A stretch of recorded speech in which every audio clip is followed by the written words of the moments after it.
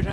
America और India के बीच में जो ताल्लुकात है वो बहुत करीब है और बेहतर से बेहतर होती रहती है। और एक आर्थिक सहयोग, सामरिक महत्व में हमने चाहा कि आप हमें ड्रोन दीजिए जो कि लॉन्ग डिस्टेंस किलर ड्रोन होते हैं, और इसके अलावा जो जेट इंजन है वो बनाने की टेक्नोलॉजी हमें मिले, उसमें आपका क्या स्टैंड है और आर्थिक सहयोग हमें आपस में कैसे बढ़ सके, ये भी मैं आपसे जानना चाहता हूँ। क्या उसमें कोई फ्रिक्शन है अभी? इसलिए पाबंदी लगा रहे हैं कि हम समझते हैं कि जब तक सदर पुतिन के पास मालियाती वसाइल है, वो हथियार खरीद कर वो बेचारे यूक्रेनी लोग पर इस्तेमाल कर रहे हैं। हम जलवायु परिवर्तन का सामना कर रहे हैं और उसका एडेप्टेशन और रेजिलियंस और उसका प्रिवेंशन भी कोशिश करनी चाहिए। हालांकि आप अमेरिकन हैं लेकिन लंदन बेस्ड हैं, तो ये इतनी अच्छी हिंदी कैसे बोल लेती हैं आप? वैश्विक स्तर पर भारत और अमेरिका के रिश्तों में लगातार नज़दीकियां बढ़ रही हैं और एक दूसरे के सहयोग के लिए दोनों देश उत्सुक हैं। इस बारे में हमारे साथ बात करने के लिए विदेशी विभाग की प्रवक्ता, जो कि बहुत अच्छी हिंदुस्तानी बोलती हैं, हिंदी बोलती हैं, मार्गरेट मैकलियोड, वो हमारे साथ हैं। मैं ये उनसे बाद में पूछूंगा कि वो हिंदी कैसे अच्छी बोलती हैं। पहले आपसे नमस्ते, आपका स्वागत है आईबीसी में। मार्गरेट जी, ये बताइए कि जो पूरा ये G20 हो रहा है, इसमें हमने ये पाया कि भारत और अमेरिका का आपसी काफ़ी सहयोग रहा। कुछ फ्रिक्शन थे, ऐसा सुना गया कि रशिया नहीं आया, चाइना नहीं आया और यूक्रेन को लेके कुछ कम्युनिक में, लेकिन ये पता लगा कि अमेरिका काफ़ी सहायता कर सकता है। तो आपको लगता है कि ये सहयोग लगातार बढ़ रहा है हमारे दोनों देशों के बीच में? जी ज़रूर। अमेरिका और इंडिया के बीच में जो ताल्लुकात है वो बहुत करीब है और बेहतर से बेहतर होती रहती है। हमारे जॉइंट स्टेटमेंट में आप देख सकते हैं बहुत सारे उदाहरण के हम किस किस क्षेत्रों में सहयोग कर रहे हैं। मेरा ख्याल में स्टेम फील्ड्स में बहुत है इन क्षेत्रों जिनमें हमारे दोनों के ज्ञान क्षेत्र के एक दूसरे के ताकत लेवरेज कर सकते हैं। हमारे स्टूडेंट मोबिलिटी एक बहुत अच्छा रास्ता है जिनमें हम कोऑपरेट कर सकते हैं। लेकिन इस जॉइंट स्टेटमेंट में लैबोरेटरी कोऑपरेशन, कुछ यूनिवर्सिटीज़ का पार्टनरशिप्स भी ऐलान हुआ, और ये भी है कि इंडिया के इलेक्ट्रिक व्हीकल ट्रांजिशन के लिए भी बहुत बड़ा इन्वेस्टमेंट है दोनों तरफ से। हमारी तरफ से $8 बिलियन और इंडिया भी उसका मैचिंग करेंगे। हम जलवायु परिवर्तन का सामना कर रहे हैं और उसका एडेप्टेशन और रेजिलियंस और उसका प्रिवेंशन भी कोशिश करनी चाहिए। बिल्कुल, आपने सही बात कहा कि क्लाइमेट चेंज के ऊपर भारत ने किया था और अमेरिका ने उसका समर्थन किया, लेकिन दो मुद्दे बहुत महत्वपूर्ण हैं, एक सामरिक महत्व और एक आर्थिक सहयोग। सामरिक महत्व में हमने चाहा कि आप हमें ड्रोन दीजिए जो कि लॉन्ग डिस्टेंस किलर ड्रोन होते हैं, और इसके अलावा जो जेट इंजन है वो बनाने की टेक्नोलॉजी हमें मिले, उसमें आपका क्या स्टैंड है और आर्थिक सहयोग हमें आपस में कैसे बढ़ सके, ये भी मैं आपसे जानना चाहता हूँ। क्या उसमें कोई फ्रिक्शन है अभी? तफसीली चीज़ जो हमारी तिजारती संबंध में है, हमारे US ट्रेड रिप्रेजेंटेटिव को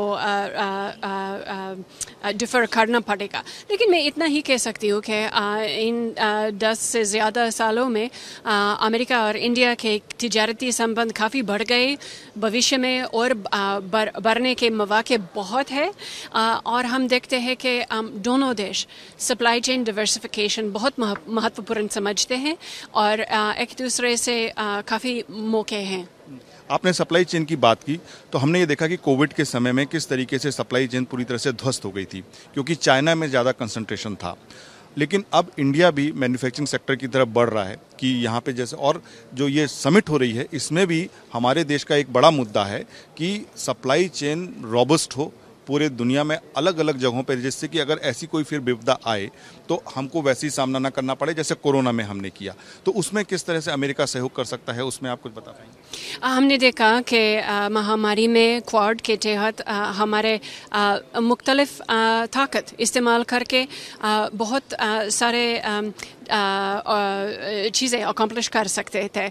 इंडिया के मैन्युफैक्चरिंग ताकत से, अमेरिकी लॉजिस्टिक्स की ताकत से, जापान और ऑस्ट्रेलिया, सब देश इस क्वाड के फोरम पे अपने मुख्तलिफ स्ट्रेंथ्स इस्तेमाल करके दुनिया के लिए एक बहुत अच्छा किरदार अदा कर सकते थे।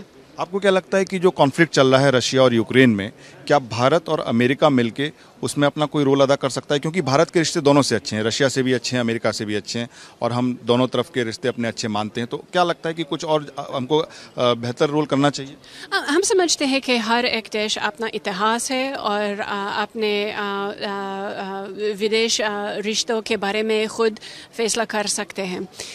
हम बस इतना ही चाहते हैं कि जहाँ तक मुमकिन है रूस को कम फ़ायदा देना चाहिए। हम इसलिए पाबंदी लगा रहे हैं कि हम समझते हैं कि जब तक सदर पुतिन के पास मालियाती वसाइल है, वो हथियार खरीद कर वो बेचारे यूक्रेनी लोग पर इस्तेमाल कर रहे हैं, और ये तो एक आर्थिक समस्या बन गए, क्योंकि जब वो ब्लैक सी ग्रेन इनिशिएटिव नामी समझौते जिसके तहत यूक्रेन अपने अनाज निर्यात कर सकते थे, और उसके बाद उनके अनाज के गोदामों पर हमला कर रहे हैं, उसकी वजह से हम देखते हैं कि कितनी महंगाई होती है जब वैश्विक मंदी में अनाज की किल्लत है।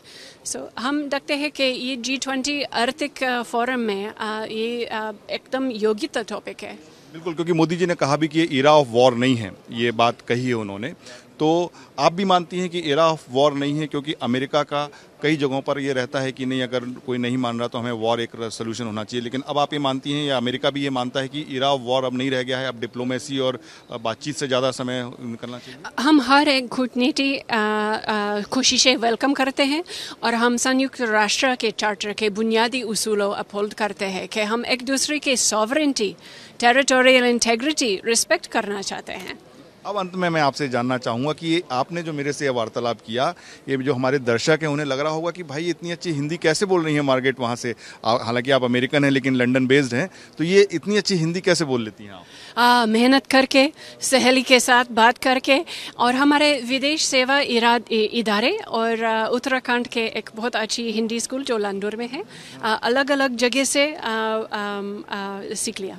तो आपकी सहेली क्या सारी भारतीय हैं, उनसे आप बात करती हैं हिंदी में? जब भी वो मुझे इजाज़त दे मैं उनसे मशक करती हूँ। तो आप क्या हिंदी में गाना वगैरह भी गाती हैं कुछ? आज तो नहीं। थैंक यू जी। अच्छा जी, नमस्कार, बहुत बहुत धन्यवाद आपका।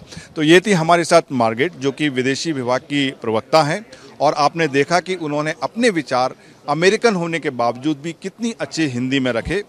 तो आपने सुना उनके विचार, बस इतना ही। धन्यवाद। रविकांत मित्तल, IBC 24 के लिए।